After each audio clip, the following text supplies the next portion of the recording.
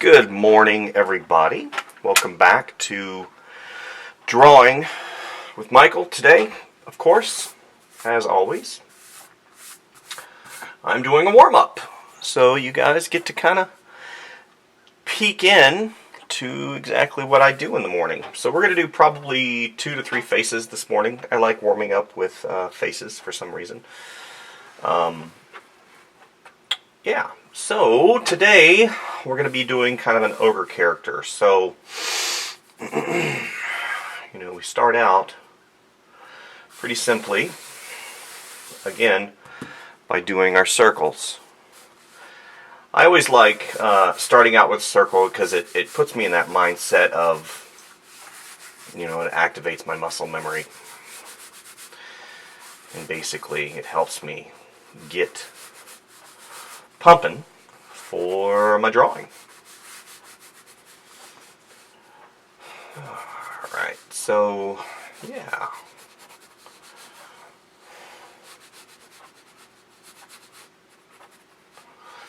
I like doing characters in general. Growing up I had a huge collection of action figures. I don't know if any of you guys and gals did, or if you still do. But I just love toys. In my professional career, I've had the unique opportunity to do a lot of things. I know you guys, some of you guys have watched my videos. And let's do a little tooth here.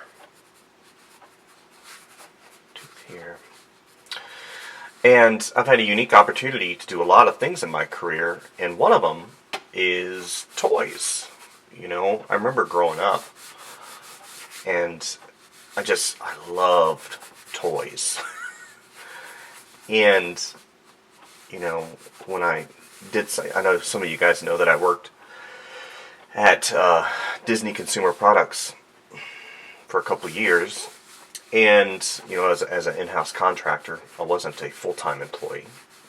You wouldn't think that by the number of jobs that I had at that particular point in time from Disney.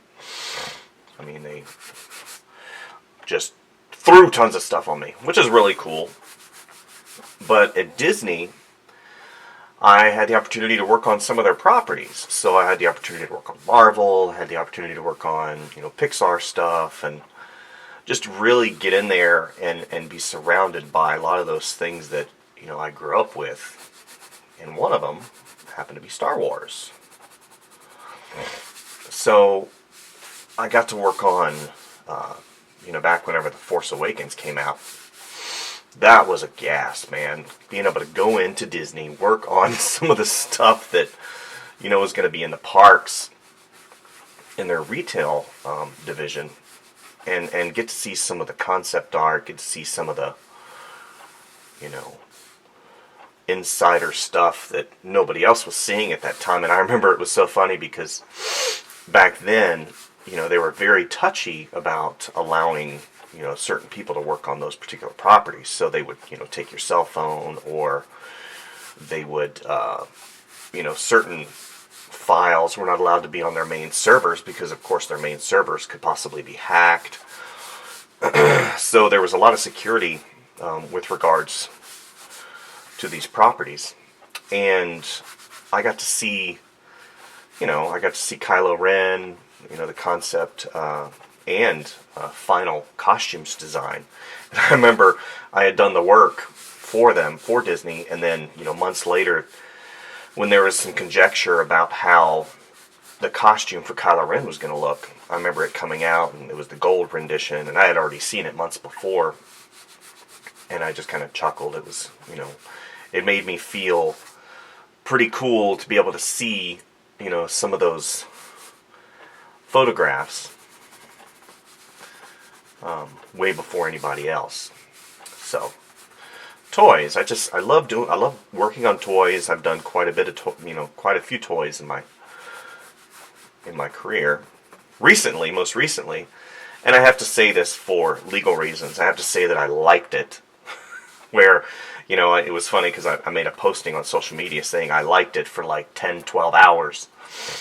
But I did, I like the new Halloween Horror Nights Killer Clowns figure. And actually, I've got one.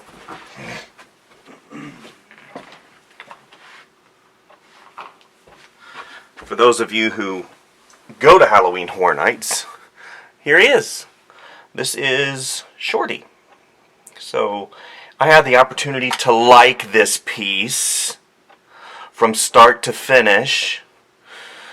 I like the package design as well, but I didn't like it as much as maybe the insider artist over at Universal Studios. I liked the production side of the piece, but I really liked I almost slipped up. See, for legal reasons I have to say liked. I liked this piece a lot. So, you guys can go over to universalstudios.com, Halloween Horror Nights, and I believe they have this as merch. So, you can like it as well. Alright, so now that I've made the plug, get back to the drawing. I said yesterday that there's certain things, whenever you do stuff like this, that you constantly remember. One of them had to do with anatomy. And of course, you want to have some semblance of anatomy in your character because it helps with believability and keeps it based in the real world. Obviously, if we start messing around with anatomy, squash and stretch and stuff like that, it still is, I don't know, interpretive, I guess, of a human figure, because I don't think I would ever see anybody like this. But that being said, you can push things to the point where it looks wrong. So like whenever I'm sitting here, I'm doing this piece and I'm feeling the form. We talked about form and how you want to think three-dimensionally, you want to think perspective. This chin right here, even though it's a large, bulbous shape, I'm already, I'm thinking about how round it is and how I'm going to adjust the light on it. If the light's coming, let's say, from overhead, instead of coming from over here, it comes from that third dimension here, and you have the light source here. Whenever it comes down here, we're going to have a nice shadow. And then since this is cast, that shadow is going to come down like this. Right? And you've got that shirt that comes here. And he's got some whiskers here. And maybe some sideburns here. Got a little twirly here. He's like, that's the sound right there. And those of you who are constantly drawing with mechanical pencils, I'm not saying you can do that. I poo-pooed somebody last week for doing it, and I kind of feel bad because everybody has their own way of doing things, and I don't want to poo-poo things, but if you're currently drawing with a mechanical pencil, what you're missing out on is this loveliness right here, because you can turn it on its side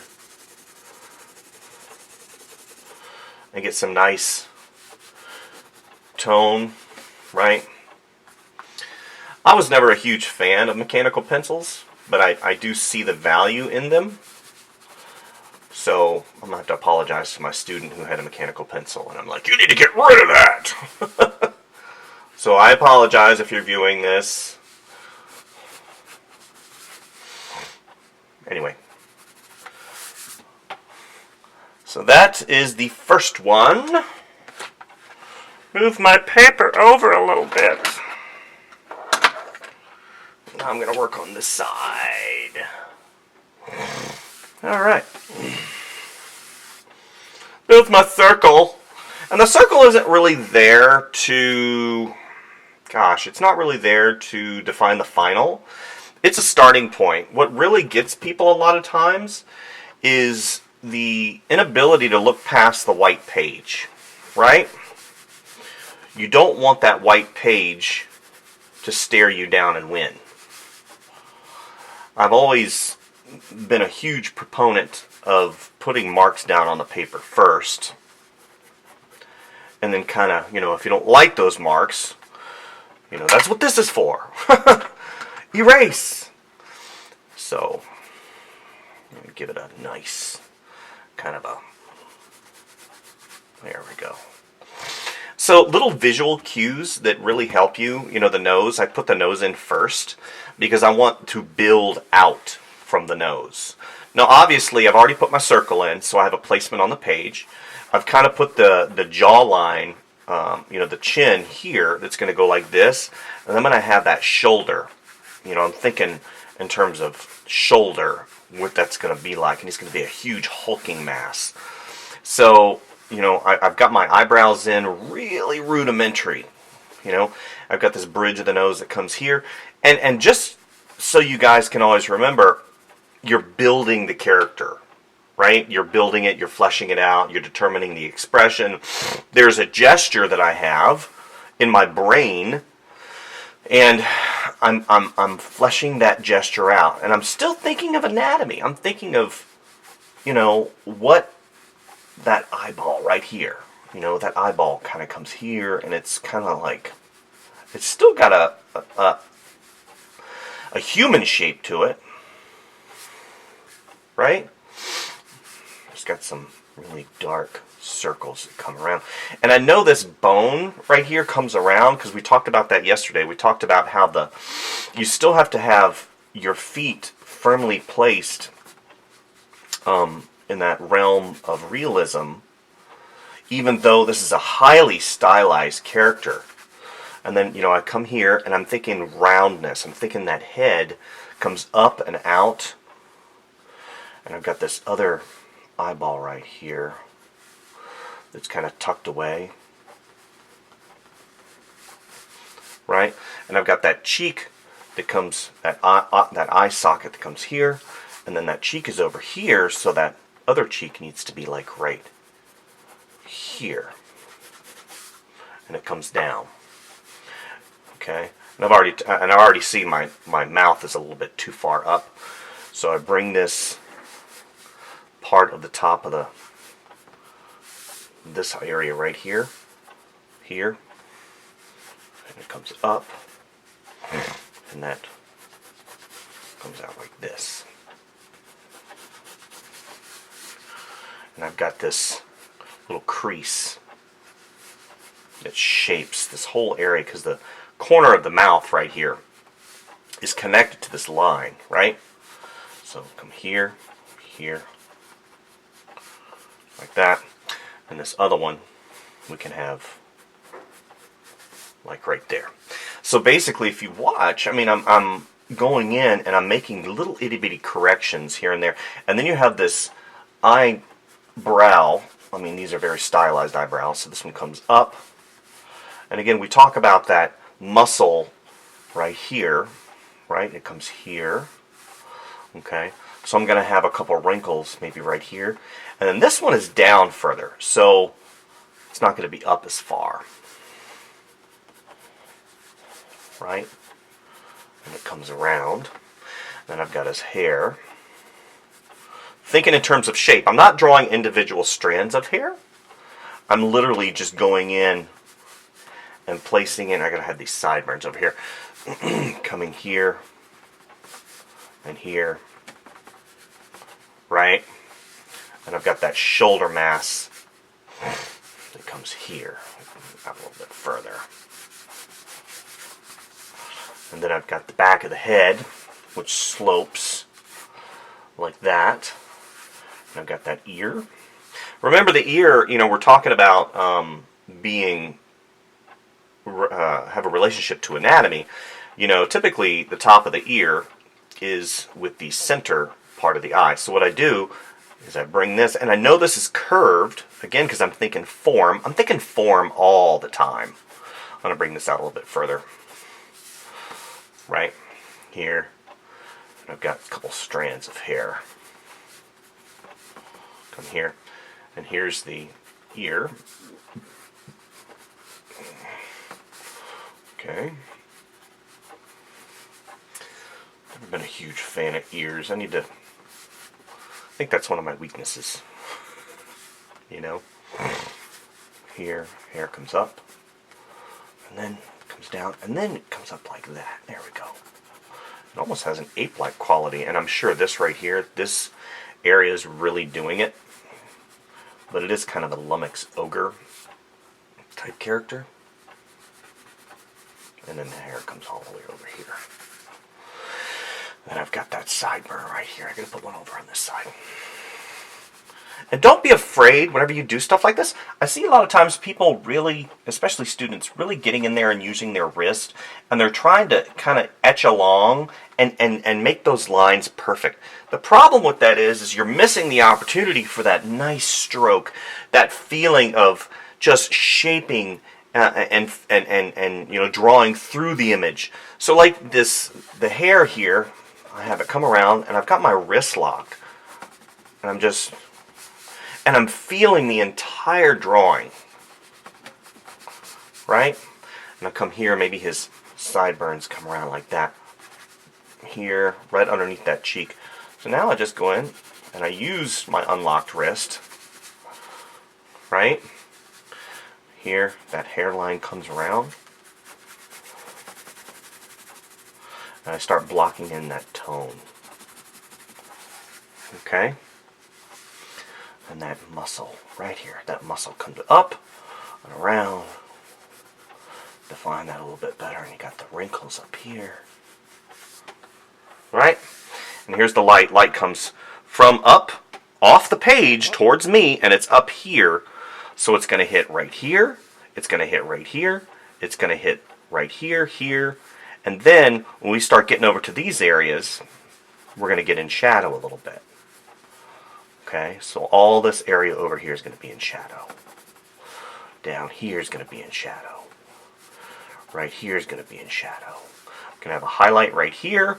Down here is going to be in shadow, right? Because we're thinking three-dimensionally. This is going to be in shadow. I've already done the nose. There's going to be a cast shadow. Now there's going to be a highlight right here. And here's the cast. Here's the light source. Here's the mid-tone shadow. And here's the cast shadow. Right? I'm coming over here. Got that lip. And here's the shadow right here. 3 dimensions. Right?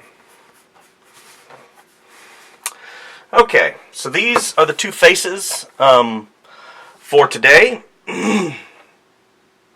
Getting emailed by my clients already. It is 8:30 in the morning, which I guess is good. I've got a ton of work to do today. Okay, it looks like I've got about 17 to 20 total minutes for each recording. Not ideal. Ooh, here's that cool pin again. This is made by Pigma. Sakura.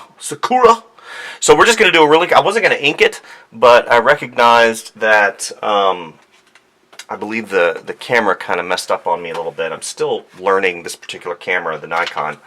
So I think we're going to do this one right here. Excuse me, as I snort because of allergies. The weather's changing here, so... Anyway, we're just going to do a really quick ink over this.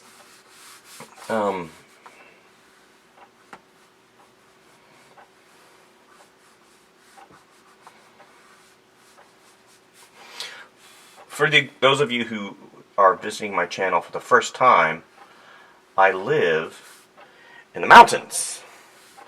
You know, I live in the mountains of North Georgia. And I literally live on the side of a mountain. You know, a lot of people ask me, you know, how does that work? How do you, manage that? Well, it wasn't easy at first, but just like anything in the world, the longer you do it, the easier it gets. Hey, I'm sorry you guys, the video actually was blurry and I wasn't able to get the rest of the inking done on the video. So, sorry guys, we'll get it on the next one. Bye.